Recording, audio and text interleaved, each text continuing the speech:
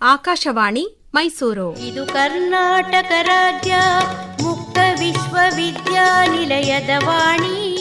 KSOU Muktavani Karnataka ರಾಜ್ಯ ಮುಕ್ತ ವಿಶ್ವವಿದ್ಯಾನಿಲಯದ ಅಧ್ಯಯನ ಅವಕಾಶಗಳನ್ನು ಕುರಿತ ಪ್ರಾಯೋಜಿತ ಬಾನುಲಿ ಸರಣಿ. ಎಲ್ಲರ ಮನೆಗೂ ಎಲ್ಲರ ಮನಗೂ ವಿಶ್ವಜ್ಞಾನವನ್ನು ನೀಡುವ ವಾಣಿ. ಪ್ರಾಯೋಜಕರು ಪ್ರಸಾರಾಂಗ ಕರ್ನಾಟಕ ರಾಜ್ಯ ಮುಕ್ತ ವಿಶ್ವವಿದ್ಯಾನಿಲಯ ಮೈಸೂರು. ಯಾವುದೇ ಪದವಿ ಕಲಿಯಲು ಇರುವುದು ಮುಕ್ತ ವಿಶ್ವವಿದ್ಯಾನಿಲಯದ ವಾಣಿ. ಕೇಳಿ KSOU ಮುಕ್ತವಾಣಿ. ಕರ್ನಾಟಕ ರಾಜ್ಯ ಮುಕ್ತ ವಿಶ್ವವಿದ್ಯಾನಿಲಯದ ಡಾಕ್ಟರ್ BR ಅಂಬೇಡ್ಕರ್ ಅಧ್ಯಯನ ಮತ್ತು ಸಂಶೋಧನಾ ಕೇಂದ್ರದ ಕಾರ್ಯಚಟುವಟಿಕೆ ಹಾಗೂ ಅಧ್ಯಯನ ಅವಕಾಶಗಳನ್ನು ಕುರಿತು ಕೇಂದ್ರದ ನಿರ್ದೇಶಕರು ಹಾಗೂ ಅರ್ಥಶಾಸ್ತ್ರ ವಿಭಾಗದ ಮುಖ್ಯಸ್ಥರಾದ ಡಾಕ್ಟರ್ ಶಿವಕುಮಾರ ಸ್ವಾಮಿ ಅವರೊಂದಿಗೆ ಸಂದರ್ಶನದ 2ನೇ ಭಾಗ.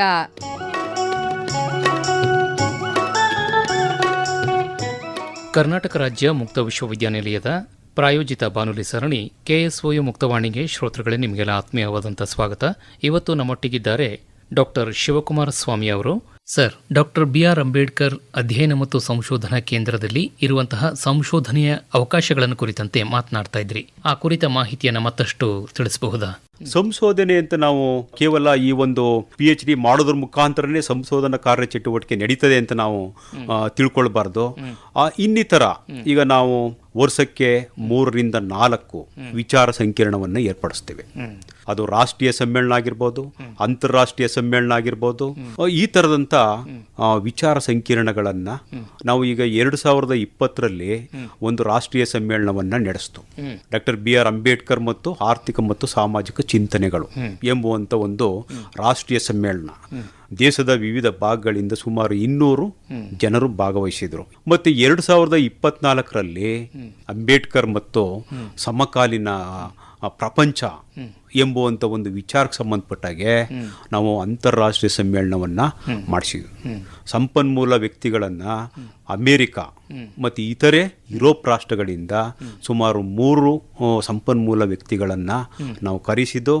ಜೊತೆಗೆ ರಾಷ್ಟ್ರದ ವಿವಿಧ ರಾಜ್ಯಗಳಿಂದ ಸಂಪನ್ಮೂಲ ವ್ಯಕ್ತಿಗಳನ್ನು ಕರೆಸಿ ನಾವು ಲೇಖನಗಳನ್ನು ಆಹ್ವಾನ ಮಾಡಿದ್ದು. ಅಂಬೇಡ್ಕರ್ ವಿಚಾರಕ್ಕೆ ಸಂಬಂಧಪಟ್ಟಾಗೆ ಸುಮಾರು 150 ಲೇಖನಗಳು, ಒಳ್ಳೆ ಕ್ವಾಲಿಟಿ ಇರ್ತಕ್ಕಂಥ ಉನ್ನತ ಮಟ್ಟದ 120ರಿಂದ 150 ಲೇಖನಗಳು ನಮ್ಗೆ ಬಂತು. ಸೊ ಅವುಗಳನ್ನು ನಾವು ಪುಸ್ತಕ ರೂಪದಲ್ಲಿ ಮುದ್ರಣ ಮಾಡಿದ್ದೇವೆ. ಅದು ಒಂದು ರೀತಿಯಾದಂಥ ಸಂಶೋಧನೆ. ಈಗ ಅವ್ರಿಗೇನು ಲೇಖಕರು ಅಥವಾ ಆಥರ್ಸ್ ಅಂತ ನಾವೇನು ಕರಿತೀವಿ, ಅವರು ಅಂಬೇಡ್ಕರ್ ಸಿದ್ಧಾಂತದ ಆಧಾರದ ಮೇಲೆ ಅವರು ಈಗ ನಡೀತಾ ಇರ್ತಕ್ಕಂಥ ಪ್ರಚಲಿತ ಪ್ರಪಂಚದಲ್ಲಿ, ಜಗತ್ತಿನಲ್ಲಿ ಅಥವಾ ದೇಶದಲ್ಲಿ ಏನು ನಡೀತಾ ಇದೆ ಅನ್ನೋದು ಸಂಬಂಧಪಟ್ಟಾಗೆ ಅವರು ಪ್ರಾಯೋಗಿಕವಾಗಿ ರಚನೆ ಮಾಡಿ ನಮಗೆ ಸಬ್ಮಿಟ್ ಮಾಡಿರ್ತಾರೆ. ಅದನ್ನು ನಾವು ಪುಸ್ತಕ ರೂಪದಲ್ಲಿ ಹೊರಗಡೆ ತಂದಿದ್ದೀವಿ. ಮತ್ತೆ ಈಗ ಮೊನ್ನೆ ತಾನೇ 24-25ನೇ ತಾರೀಕಿನಲ್ಲಿ ಅಂಬೇಡ್ಕರ್ ಮತ್ತು ಸಮಕಾಲೀನ ಭಾರತ, ಪ್ರಜಾಪ್ರಭುತ್ವ, ಸಾಮಾಜಿಕ ನ್ಯಾಯ ಮತ್ತು ಒಳಗೊಳ್ಳುವಿಕೆ ಅಭಿವೃದ್ಧಿ ಎಂಬುವಂಥ ವಿಚಾರಕ್ಕೆ ಸಂಬಂಧಪಟ್ಟಾಗೆ ರಾಷ್ಟ್ರೀಯ ಸಮ್ಮೇಳನವನ್ನು ಭಾಳ ಯಶಸ್ವಿಯಾಗಿ ನಾವು ಏರ್ಪಾಡು ಮಾಡಿದು. ಸುಮಾರು 170ರಿಂದ 200 ಜನ ಭಾಗವಹಿಸಿದರು. 100 ಆರ್ಟಿಕಲ್ಗಳು ನಮಗೀಗ ಬಂದಿದ್ದಾವೆ. ಅವುಗಳನ್ನು ಮುದ್ರಣ ಮಾಡುವಂಥ ಕೆಲಸವನ್ನು ಕನ್ನಡ ಮೀಡಿಯಂ ಆಗಿತ್ತು ಅಂದರೆ ISBN ಇದರಲ್ಲಿ ಪುಸ್ತಕದಲ್ಲಿ, ಇಂಗ್ಲಿಷ್ ವರ್ಷನ್ ಆಗಿತ್ತು ಅಂದರೆ ISSN ಜರ್ನಲಲ್ಲಿ ನಾವು ಜಾರಿಗೊಳಿಸುವಂಥ ಕೆಲಸವನ್ನು 1 ವಾರದಲ್ಲಿ ಮಾಡಿ ಮುಗಿಸುವಂಥ ಕೆಲಸವನ್ನು ಕೈಗೊಳ್ಕೊಂಡಿದ್ದು ಸಹ ಇದು ಪ್ರಮುಖವಾಗಿ ನಡೀತಾ ಇರುವಂಥ ಒಂದು ಸಂಶೋಧನಾ ಕಾರ್ಯ ಅಂಬೇಡ್ಕರ್ ವಿಚಾರಕ್ಕೆ ಸಂಬಂಧಪಟ್ಟಾಗಿ ಅಂತ ನಾವು ಹೇಳ್ಬೋದು ಸರ್. ಸರ್, ಈಗ 1 ವರ್ಷದ PG ಕೋರ್ಸ್ ಇದೆ ಅಂತ ಹೇಳಿದ್ರಿ. ಸೊ ಅದಕ್ಕೆ ಪ್ರವೇಶ ಪಡ್ಕೊಂಡಂತಹ ವಿದ್ಯಾರ್ಥಿಗಳಿಗೆ ಪಠ್ಯ ವಿಷಯಗಳನ್ನ, ಅಂದ್ರೆ ಈಗ 5 ಪೇಪರ್ ಇರುತ್ತೆ, ಅದನ್ನ SLM ಅದಕ್ಕೂ ರೆಡಿ ಇದೆಯಾ ಸರ್? ಅದಕ್ಕೂ ಕೊಡ್ತೀರಿ? ಎಷ್ಟು ಭಾಷೆಗಳಲ್ಲಿ ಕೊಡ್ತೀರಿ ಸರ್? ಸರ್, ಈಗ ಪ್ರವೇಶವನ್ನು ಪಡೆದುಕೊಂಡಂಥ ವಿದ್ಯಾರ್ಥಿಗಳಿಗೆ ಒಂದು 5 ಪತ್ರಿಕೆಗಳು ಜೊತೆಗೆ ಒಂದು ಈ ಪ್ರಾಜೆಕ್ಟ್ ವರ್ಕ್ ಅಂತೇಳಿ ಒಂದು ಪತ್ರಿಕೆಯನ್ನ ನಾವು ಸೇರ್ಪಡೆಗೊಳಿಸಿದ್ದೇವೆ. ಸೊ ಹಾಗಾಗಿ 6 ಪತ್ರಿಕೆಯನ್ನ ಅವರು ಓದಬೇಕಾಗತ್ತೆ. ಪ್ರಾಜೆಕ್ಟ್ ವಿಷಯವನ್ನ ನಾವೇ ಕೊಟ್ಟಿರ್ತೀವಿ. ಅದರಲ್ಲ ಅವರು ಬೇಕಾದನ್ನ ಆಯ್ಕೆ 1, 4ರಿಂದ 5 ಕೊಟ್ಟಿರ್ತೇವೆ. ಅವರು ಆಯ್ಕೆ ಮಾಡಿಕೊಂಡು ಅವ್ರಿಗೆ ಆಸಕ್ತಿ ಇರ್ತಕ್ಕಂಥ ಒಂದು ವಿಚಾರಗಳನ್ನು ಅವರು ಸುಮಾರು 80 ಮಾರ್ಕ್ಸ್ಗೆ ಇರ್ತದೆ. ಅದು ಟೋಟಲ್ ಪ್ರಾಜೆಕ್ಟ್ ವರ್ಕ್ ಅನ್ನೋದು ಒಂದು ಪೇಪರ್ಗೆ ಈಕ್ವಲೆಂಟು 100 ಮಾರ್ಕ್ಸ್ ಇದೆ. ಈಗ ಉಳಿದ 5 ಪತ್ರಿಕೆಗಳು ಯಾವಾಗ 100 ಇರ್ತವೆ, ಅದೇ ರೀತಿ ಇದು ಒಂದು 100 ಅಂಕಗಳಿಗೆ ಇರ್ತದೆ. ಅದರಲ್ಲಿ ಪ್ರಾಜೆಕ್ಟ್ ವರ್ಕಿಗೆ 80 ಅಂಕಗಳನ್ನು ಮಾಡ್ಕೊಂಡು 20 ಅಂಕ ಅವ್ರದ್ದು ಆಂತರಿಕ ಮೌಲ್ಯಮಾಪನ ಅದಿರ್ತದೆ. ಸೊ ಹಾಗಾಗಿ 6 ಪತ್ರಿಕೆಗಳನ್ನು ಅವರು ಅಧ್ಯಯನ ಮಾಡಬೇಕಾಗುತ್ತೆ. ಮತ್ತೆ ಈಗ ನಮ್ಮಲ್ಲಿ ಲಭ್ಯವಿರೋ ಒಂದು ಇದ್ರ ಪ್ರಕಾರ ರಾಜ್ಯದ ಒಳಗಡೆನೆ ಈ ಒಂದು ಕೋರ್ಸಿಗೆ ಹೆಚ್ಚಿನ ಬೇಡಿಕೆ ಇರುವಂತ ಒಂದು ಕಾರಣದಿಂದಾಗಿ ಅಥವಾ ನಮಗಿಂತ ಮೊದಲೇ ಇದ್ದಂಥ ನಿರ್ದೇಶಕರು ಒಂದು ಕನ್ನಡ ಮಾಧ್ಯಮದಲ್ಲಿ ಈ ಒಂದು ವಿಚಾರಗಳನ್ನು ಅಥವಾ ಏನೋ ಒಂದು ಸ್ಟಡಿ ಮೆಟೀರಿಯಲ್ ಅನ್ನು ಸಿದ್ಧಪಡಿಸಿರುವಂಥ ಕಾರಣದಿಂದಾಗಿ ಸದ್ಯ ಲಭ್ಯವಿರುವುದು ಕನ್ನಡ ಮಾಧ್ಯಮದಲ್ಲಿ ಅಂತ ನಾವು ಹೇಳ್ಬೋದು. ಮುಂದಿನ ದಿನಗಳಲ್ಲಿ ಅಂದರೆ ನೆಕ್ಸ್ಟ್ ಶೈಕ್ಷಣಿಕ ವರ್ಷದಿಂದ ನಾವು ಇಂಗ್ಲಿಷ್ ವರ್ಷನಲ್ಲೂ ಕೂಡ ತರುವಂಥ ಪ್ರಯತ್ನವನ್ನು ನಾವು ಖಂಡಿತ ಮಾಡ್ತೀವಿ. ಮತ್ತೆ ಆಗಿದ್ರೂ ಕೂಡ ಯಾರು ಹೊರ ರಾಜ್ಯದ ವಿದ್ಯಾರ್ಥಿಗಳು, ಎಸ್ಪೆಷಲಿ ತಮಿಳುನಾಡು, ತೆಲಂಗಾಣ, ಆಂಧ್ರ ಪ್ರದೇಶ ಮತ್ತು ಕೇರಳದಿಂದ ಸುಮಾರು ವರ್ಷಕ್ಕೆ 2 ಅಥವಾ 3 ಜನ ವಿದ್ಯಾರ್ಥಿಗಳು ಇರ್ತಾರೆ. ಅವ್ರಿಗೆ ನಾವೇನ್ ಮಾಡ್ತೀವಿ, ಅವ್ರಿಗೆ ಸಹಜವಾಗಿ ಅವ್ರಿಗೆ ಕನ್ನಡ ಅರ್ಥ ಆಗೋದಿಲ್ಲ. ಅವರು ಬಹಳ ಆಸಕ್ತಿಯಿಂದ ನಮಗೆ ಸಿಲೆಬಸ್ ಕೊಡಿ, ನಮಗೆ ಮೆಟೀರಿಯಲ್ ಕೊಡಿ ಇಂಗ್ಲಿಷ್ ವರ್ಷನಲ್ಲಿ ಅಂತ ಕೇಳ್ತಾರೆ. ನಾವು ಮುದ್ರಣದಲ್ಲಿ ನಾವು ನೋಟಿಫಿಕೇಶನ್ ಮಾಡುವಂಥ ಸಂದರ್ಭದಲ್ಲಿ ಹೇಳ್ಬಿಟ್ಟಿದ್ದೀವಿ ನಾವು. ಹಾಗಾಗಿ ಅವ್ರಿಗೂ ಏನು ಒಂದು ಆಸಕ್ತಿ ಕಡಿಮೆ ಆಗಬಾರ್ದು ಅಥವಾ ಅವರ ಆಸೆ ನಿರಾಸೆ ಆಗಬಾರ್ದು ಎನ್ನುವಂಥ ಕಾರಣದಿಂದ ನನ್ನ ಸಿಲೆಬಸ್ಗೆ ಅನುಗುಣವಾಗಿ ಇಂಗ್ಲಿಷ್ ಸೋರ್ಸಸ್ ಎಲ್ಲೆಲ್ಲಿ ಸಿಕ್ಕುತ್ತೆ ಅದೆಲ್ಲವನ್ನ ಕಲೆಕ್ಟ್ ಮಾಡಿ ನಾನು ಅವ್ರಿಗೆ ಕೊಡುವಂತ ಕೆಲಸವನ್ನ ಮಾಡ್ತೀವಿ ಇಂಗ್ಲಿಷ್ ವರ್ಷನಲ್ಲಿ. ಯಾಕೆಂದ್ರೆ ಈಗ ಆನ್ಲೈನಲ್ಲಿ ಮುಖಾಂತರ ನಾವು ವಿವಿಧ ಆ್ಯಪ್ಗಳ ಮುಖಾಂತರ ನಾವು ತರ್ಜುಮೆ ಮಾಡ್ಕೊಂಡ್ರು ಕೂಡ ಅದಕ್ಕೆ ಮಾನವನ ಒಂದು ಶ್ರಮ ಬೇಕಲೇಬೇಕಾಗುತ್ತೆ. ಎಲ್ಲ ಒಂದು ಕರಾರುವಕ್ಕಾಗಿ ಆಗೋದಿಲ್ಲ. ಹಾಗಾಗಿ ನಾವು ಅದನ್ನು ಉಪಯೋಗಿಸ್ಕೊಂಡು ಮತ್ತೆ ನಮ್ಮ ಮಾನವ ಶಕ್ತಿಯನ್ನು ಉಪಯೋಗಿಸ್ಕೊಂಡು ನಾವು ಅದನ್ನು ವ್ಯವಸ್ಥಿತವಾಗಿ ಪೂರೈಕೆ ಮಾಡುವಂಥ ಕೆಲಸವನ್ನ ಮಾಡ್ತೀವಿ. ಮತ್ತೆ ಪರೀಕ್ಷಾ ವಿಚಾರಕ್ಕೆ ಸಂಬಂಧಪಟ್ಟಾಗೆ ಇತರೆ ಪದವಿ ವಿಷಯಗಳಲ್ಲಿ ಇರುವಂತೆ ಇಲ್ಲೂ ಕೂಡ ಸಹಜವಾಗಿ ಇರ್ತದೆ. ಎಲ್ಲವೂ ಏನೇ ನಡೆದರೂ ಯುಜಿಸಿಯ ಮಾನದಂಡ ಪ್ರಕಾರ ನಡೀತದೆ. ಇಂಟರ್ನಲ್ ಆಗಿ 80 ಮಾರ್ಕ್ಸ್ಗೆ ಅವ್ರು ಬರೀಬೇಕಾಗುತ್ತೆ. ಎಕ್ಸ್ಟರ್ನಲ್ ಅಲ್ಲಿ ಅವರು ಅಸೈನ್ಮೆಂಟ್ ಅನ್ನ 2 ಹಂತದಲ್ಲಿ ಕೊಡಬೇಕಾಗತ್ತೆ. ಇನ್ನು ಕುತೂಹಲದ ಒಂದು ಪ್ರಶ್ನೆ ಅಂತಂದ್ರೆ ಸರ್, ಇಲ್ಲಿ MA ಇಲ್ಲ, ಇನ್ನು ಮುಂದೆ ಶುರುವಾಗುತ್ತೆ ಅಂತ ಹೇಳಿದ್ರಿ. ಈಗ ಬೇರೆ ವಿಶ್ವವಿದ್ಯಾಲಯಗಳಲ್ಲಿ MA ಮಾಡಿ ಬಾಬಾ ಸಾಹೇಬ್ ಅಂಬೇಡ್ಕರ್ ವಿಚಾರದಲ್ಲಿ ಅಧ್ಯಯನ ಸಂಶೋಧನೆ ಕೈಗೊಳ್ಳಲಿಕ್ಕೆ ಆಗದೆ ಇರುವಂತವ್ರು ಇಲ್ಲಿ ಸಂಶೋಧನೆಯನ್ನ ಕೈಗೊಳ್ಬೋದಾ? ಖಂಡಿತ ಕೈಗೊಳ್ಬೋದು. ಆಮೇಲೆ ಇನ್ನೊಂದು ವಿಚಾರ ಏನು ಅಂದ್ರೆ, ಈಗ ಅಂಬೇಡ್ಕರ್ ಅವರ ವಿಚಾರಕ್ಕೆ ಸಂಬಂಧಪಟ್ಟಾಗೆ ಸಂಶೋಧನೆ ಮಾಡಲೇಬೇಕು ಅಂತ ಬಯಸ್ತಂತ ಯಾವುದೇ ವಿದ್ಯಾರ್ಥಿ ನಮ್ಮ ಅಂಬೇಡ್ಕರ್ ಅಧ್ಯಯನ ಕೇಂದ್ರದ ಮುಖಾಂತರನೇ ಮಾಡಬೇಕು ಅನ್ನುವಂಥದ್ದು ಏನಿಲ್ಲ. ಪ್ರಮುಖ ಸಾಮಾಜಿಕ ವಿಜ್ಞಾನಗಳಿವೆಲ್ಲ, ಇತಿಹಾಸ ಆಗಿರ್ಬೋದು, ಸಮಾಜಶಾಸ್ತ್ರ ಆಗಿರ್ಬೋದು, ರಾಜ್ಯಶಾಸ್ತ್ರ ಆಗಿರ್ಬೋದು, ನಮ್ಮ ಅರ್ಥಶಾಸ್ತ್ರ ಆಗಿರ್ಬೋದು, ಅದರಲ್ಲಿ ಈ ವಿಚಾರವನ್ನೇ ತಗೊಂಡು ಅಂಬೇಡ್ಕರ್ ಅವರ ವಿಚಾರಗಳನ್ನ ತೆಗೆದುಕೊಂಡು ಅಂಬೇಡ್ಕರ್ ಒಬ್ಬ ಶ್ರೇಷ್ಠ ಅರ್ಥಶಾಸ್ತ್ರಜ್ಞ, ಒಂದು ವಿಶ್ಲೇಷಣೆ ಅಂತೇಳಿ ನಮ್ಮ ಎಕನಾಮಿಕ್ಸ್ ಅಲ್ಲಿ ಮಾಡ್ಬೋದು. ಮಾರ್ಗಗಳಿವೆ. ಈ ತರ ಒಬ್ಬ ಅಂಬೇಡ್ಕರ್ ವಿಚಾರಗಳ ಬಗ್ಗೆ ವಿಶೇಷವಾಗಿ ಆಸಕ್ತಿಯನ್ನು ಹೊಂದಿದಂತ ಸಂದರ್ಭದಲ್ಲಿ ಈ ಒಂದು ಸಾಮಾಜಿಕ ವಿಜ್ಞಾನಗಳ ಅಡಿಯಲ್ಲಿ ಅಂಬೇಡ್ಕರ್ ವಿಚಾರಗಳಿಗೆ ಸಂಬಂಧಪಟ್ಟಾಗೆ ಸಂಶೋಧನೆಯನ್ನ ಮಾಡಬಹುದು. ಅದಕ್ಕೆ ಮುಕ್ತವಾದಂಥ ಅವಕಾಶ ಇದೆ. ಮಾರ್ಗದರ್ಶಕರಿದ್ದಾರೆ, ಮಾರ್ಗದರ್ಶಕರು ಕೂಡ ಅಂತ ವಿಚಾರಗಳಿಗೆ ಒಂದು ಹೆಚ್ಚಿನ ಪ್ರೋತ್ಸಾಹವನ್ನು ಕೊಡ್ತಾರೆ. ಸರ್, ಇಷ್ಟೆಲ್ಲ ಒಳ್ಳೆಯ ಕೆಲಸಗಳನ್ನ ಮಾಡ್ತಾ ಇದ್ದೀರಿ.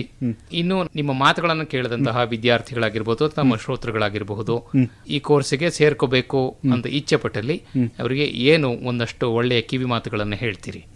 ಸರ್, ನಾವು ಈಗಾಗಲೇ ಪ್ರಪ್ರಥಮ ಬಾರಿಗೆ ನಿಮ್ಮ ಒಂದು ಮುಖಾಂತರ ನಾವು ವಿದ್ಯಾರ್ಥಿಗಳಿಗೆ ನಾವು ಮನವಿ ಮಾಡ್ಕೋತೀವಿ ಅಥವಾ ಸ್ವಾಗತ ಕೋರ್ತೀವಿ ಈ ಕೋರ್ಸ್ಗೆ ಪ್ರವೇಶ ಪಡ್ಕೊಳ್ಳೋಕ್ಕೋಸ್ಕರ.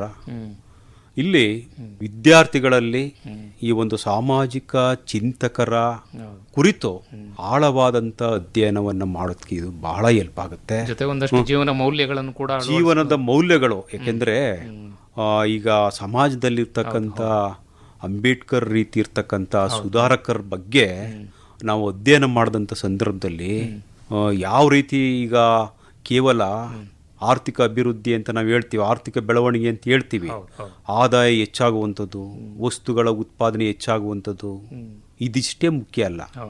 ನೀವು ಒಂದು ಒಳ್ಳೆ ಮಾತು ಹೇಳಿದ್ರಿ ತಾವು, ಮೌಲ್ಯಗಳು ಭಾಳ ಇಂಪಾರ್ಟೆಂಟ್ ಅಂತ. ಸಮಾಜದಲ್ಲಿ ವ್ಯವಸ್ಥಿತವಾಗಿ ಮತ್ತು ವಾತಾವರಣ ಸೋಷಿಯಲ್ ಎನ್ವೈರನ್ಮೆಂಟ್ ಅಂತ ನಾವೇನು ಹೇಳ್ತೀವಿ, ಹೌದು, ಉತ್ತಮವಾಗಿರ್ಬೇಕಾದ್ರೆ ಈ ಒಂದು ಸಾಮಾಜಿಕ ಚಿಂತಕರ ಮೌಲ್ಯಗಳನ್ನು ನಾವು ಅರ್ಥಕೊಳ್ಳೇಬೇಕಾಗುತ್ತೆ. ಅಂತಹವ್ರ ಬಗ್ಗೆ ಹೆಚ್ಚಿನ ಮಾಹಿತಿಯನ್ನ ನಾವು ಹೊಂದಿರಬೇಕು. ಆಮೇಲೆ ಅವರ ಒಂದು ಜೀವನ ಶೈಲಿಯನ್ನ ಅವರು ಮಾಡ್ತಾ ಈ ಅಧ್ಯಯನದಲ್ಲಿ ಆಗಿರ್ಬೋದು ಅಥವಾ ಒಂದು ಜೀವನದಲ್ಲಿ ಆಗಿರ್ಬೋದು, ಅವರು ಅಳವಡಿಸಿಕೊಂಡಂಥ ಮಾರ್ಗಗಳನ್ನು ನಾವು ಕೂಡ ಕಂಪ್ಲೀಟ್ ಆಗಿ ಅಳವಡಿಸ್ಕೊಳ್ಳೋಕ್ಕೆ ಸಾಧ್ಯ ಇಲ್ಲ. ಒಂದು 5% 10% ಅವ್ರ ಮಾರ್ಗದಲ್ಲಿ ನಾವು ನಡೆಯೋದಕ್ಕೆ ಸಾಧ್ಯ ಆಗುತ್ತೆ. ಸಮಾಜ ಒಂದು ವ್ಯವಸ್ಥಿತವಾಗಿ ನಡೆಯೋದಕ್ಕೆ ಇಲ್ಲಿ ಸಾಧ್ಯ ಆಗುತ್ತೆ. ಮತ್ತು ಅಧ್ಯಯನಶೀಲದಂತ ಆದಂಥ ಸಂದರ್ಭದಲ್ಲಿ ಎಲ್ಲರೂ ಕೂಡ ಒಂದು ಪ್ರಬುದ್ಧತೆಯನ್ನು ಪಡ್ಕೊಳ್ತಾರೆ. ಈ ರೀತಿ ಮಾಡೋದು ತಪ್ಪು. ಸಾಮಾಜಿಕ ಸಾಮರಸ್ಯ ಅಂತಕ್ಕಂಥದ್ದು ಭಾಳ ಮುಖ್ಯ ಅನ್ನುವಂಥ ಎಲ್ಲ ವಿಚಾರಗಳಾಗ ಅವ್ರನ್ನ ತಿಳ್ಕೊಳ್ತಾರೆ. ಅಂಬೇಡ್ಕರ್ ಅವರ ಒಬ್ಬರ ಬಗ್ಗೆನೇ ಅಲ್ಲ, ಅನೇಕ ಮಹನೀಯರ ಬಗ್ಗೆ ಅವರು ಅಧ್ಯಯನ ಮಾಡೋದಕ್ಕೆ ಇಲ್ಲಿ ಒಂಥರ ಉತ್ಸಾಹ ಸಿಗುತ್ತೆ. ಅಂತಹದೇ 10 ಹಲವು ಮಹನೀಯರ ಪೀಠಗಳು ಕರ್ನಾಟಕ ರಾಜ್ಯ ಮುಕ್ತ ವಿಶ್ವವಿದ್ಯಾನಿಲಯ ಪ್ರಾರಂಭ ಮಾಡಿದ್ದೀವಿ ಸರ್. ಮತ್ತು ಇದ್ರ ಜೊತೆಗೆ ಅವರ ಒಂದು ಪ್ರಮೋಷನ್ ಅಂತ ಇರ್ಬೋದು, ಅಥವಾ ನಾನು ಪದವಿ ಮುಗಿದ ಮೇಲೆ ಒಂದು ಪೋಸ್ಟ್ ಗ್ರ್ಯಾಜುಯೇಷನ್ ಸಬ್ಜೆಕ್ಟ್ ಮಾಡಿದ್ದೀನಿ, ಅಥವಾ ಯಾವುದೋ PG ಸರ್ಟಿಫಿಕೇಟ್ ನಾನು ಮಾಡಿದ್ದೀನಿ. ಅಂಬೇಡ್ಕರ್ ವಿಚಾರದ ಬಗ್ಗೆ ನನಗೆ ಸರ್ಟಿಫಿಕೇಟ್ ಇದೆ. ಮತ್ತು ಅಂಬೇಡ್ಕರ್ ಸರ್ಟಿಫಿಕೇಟ್ಗಿಂತ ಹೆಚ್ಚಾಗಿ ಅಂಬೇಡ್ಕರ್ ಅವರ ಬಗ್ಗೆ ವಿಚಾರಗಳನ್ನ ಸಾಕಷ್ಟು ತಿಳ್ಕೊಂಡಿದ್ದೀನಿ. ಇನ್ನೂ ಆಳವಾಗಿ ಅಧ್ಯಯನ ಮಾಡ್ಬೋದು ಅನ್ನುವಂಥ ಎಲ್ಲ ವಿಚಾರಗಳನ್ನು ತಿಳ್ಕೊಳ್ಬೋದು ಇಲ್ಲಿ. ಹಾಗಾಗಿ ವಿದ್ಯಾರ್ಥಿಗಳು ಬಹಳ ಆಸಕ್ತಿಯಿಂದ ಬಹಳ ಇಷ್ಟಪಟ್ಟು ಈ ಒಂದು ಕೋರ್ಸ್ಗೆ ತಾವು ಪ್ರವೇಶವನ್ನು ಪಡ್ಕೊಂಡಂಥ ಸಂದರ್ಭದಲ್ಲಿ ನಿಮ್ಮ ವ್ಯಕ್ತಿತ್ವ, ನಿಮ್ಮ ಪರ್ಸನಾಲಿಟಿ ಅಂತ ಏನು ಹೇಳ್ತೀವಿ, ಅದು ಹೆಚ್ಚಿನ ಪ್ರಮಾಣದಲ್ಲಿ ಹೆಚ್ಚಾಗುತ್ತೆ. ಅಥವಾ ಹೆಚ್ಚಾಗುತ್ತೆ ಅನ್ನೋಕ್ಕಿಂತ ಒಂದು ಒಳ್ಳೆ ಮಾತು ಹೇಳಿದ್ವಿ, ಪ್ರಬುದ್ಧತೆ ಅದು ಉಂಟಾಗುತ್ತೆ. ಯಾರು ಅದನ್ನ ಅನುಭವಿಸ್ತಾರೆ ಸರ್, ಯಾರು ಅಧ್ಯಯನ ಮಾಡಿ ಆ ಒಂದು ವಿಚಾರವನ್ನು ಅನುಭವಿಸ್ತಾರೆ, ಅವ್ರಿಗೆ ಅದು ಗೊತ್ತಾಗುತ್ತೆ.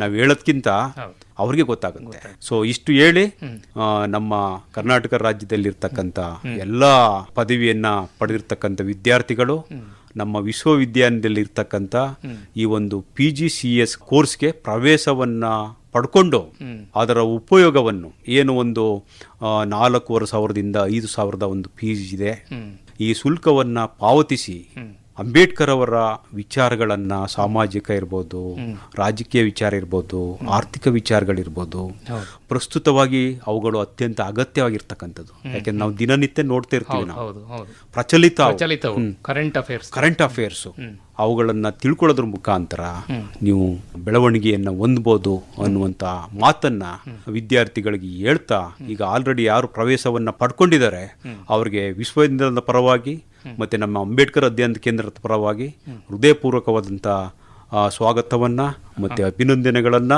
ಈ ಸಂದರ್ಭದಲ್ಲಿ ಸಲ್ಲಿಸೋಕೆ ಇಷ್ಟಪಡ್ತೀನಿ ಸರ್. ಒಳ್ಳೆಯದು ಸರ್. ಜುಲೈ ಕೂಡ ಆರಂಭ ಆಗಿದೆ, ಸೈಕಲ್ ಕೂಡ ಪ್ರಾರಂಭ ಆಗಿದೆ, ಪ್ರವೇಶಾತಿ ಓಪನ್ ಆಗಿದೆ. ಸೊ ಹಾಗಾಗಿ ನಿಮ್ಮ ಮಾತುಗಳನ್ನು ಕೇಳಿದಂತಹ ನಮ್ಮ ವಿದ್ಯಾರ್ಥಿಗಳಾಗಿರ್ಬೋದು, ಹಾಗೆಯೇ ನಮ್ಮ ಶ್ರೋತೃಗಳಾಗಿರ್ಬೋದು, ಯಾರಿಗೆ ಆಸಕ್ತಿ ಇದೆಯೋ ಅವರು ಈ ಕೋರ್ಸ್ಗೆ ಪ್ರವೇಶ ಪಡ್ಕೊಳ್ಳಿ ಅಂತ ನಾವು ಕೂಡ ಆಶಿಸ್ತಾ, ಇಷ್ಟೊತ್ತು ಬಂದು ಹೆಚ್ಚಿನ ಮಾಹಿತಿಯನ್ನು ನಮಗೆ ಮಾಡಿಕೊಟ್ಟಿದ್ದಕ್ಕಾಗಿ ನಿಮಗೆ ಅನಂತ ಧನ್ಯವಾದಗಳು. ನಮಸ್ಕಾರ. ನಮಸ್ಕಾರ ಸರ್.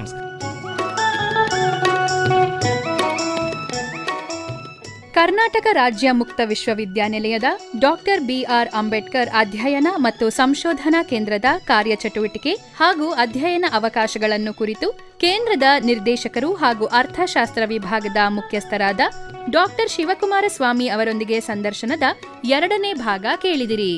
ಸಂದರ್ಶಕರು S. ಲಕ್ಷ್ಮೀನಾರಾಯಣ. KSOU ಮುಕ್ತವಾಣಿ ಕರ್ನಾಟಕ ರಾಜ್ಯ ಮುಕ್ತ ವಿಶ್ವವಿದ್ಯಾನಿಲಯದ ಅಧ್ಯಯನ ಅವಕಾಶಗಳನ್ನು ಕುರಿತ ಪ್ರಾಯೋಜಿತ ಬಾನುಲಿ ಸರಣಿ ಕೇಳಿದಿರಿ. ಕಲಿಯಲು ಇಲ್ಲ ವಯಸ್ಸಿನ ಮಿತಿಯು, ಜೀವನಕ್ಕಿಲ್ಲ ಯಾವುದೇ ತಡೆಯು. ಕಾರ್ಯಕ್ರಮವನ್ನು ಪ್ರಾಯೋಜಿಸಿದವರು ಪ್ರಸಾರಾಂಗ ಕರ್ನಾಟಕ ರಾಜ್ಯ ಮುಕ್ತ ವಿಶ್ವವಿದ್ಯಾನಿಲಯ, ಮೈಸೂರು. ಪುಸ್ತಕ ಪಾಠ, ಅಧ್ಯಾಪಕರ ಪ್ರವಚನ, ಮಾಹಿತಿ ಅಂಗೈಲೇ ಇರುವುದು.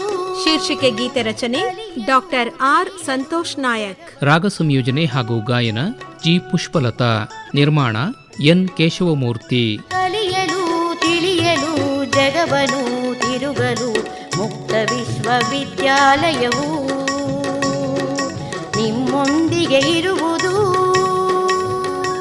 ಈ ಕಾರ್ಯಕ್ರಮ ಆಕಾಶವಾಣಿ ಮೈಸೂರು ಕೇಂದ್ರದಿಂದ ಮೂಡಿಬಂತು.